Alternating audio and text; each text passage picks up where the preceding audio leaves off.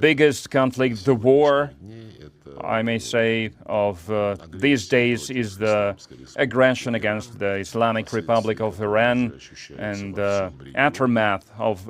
this conflict can be felt across the region, including the Arab countries that also suffer damages, economic, and there are even human lives losses,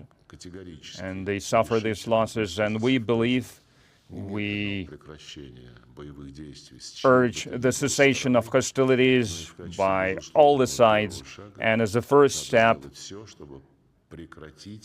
everything must be done to stop any actions that result in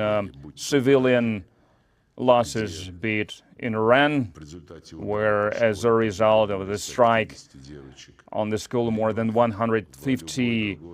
schoolgirls were killed, or in any other countries of the Persian Gulf, our friendly Arab states, because they also suffered, their civilian infrastructure also suffered damages. And as I said, everything must be done to ensure that all these actions were stopped.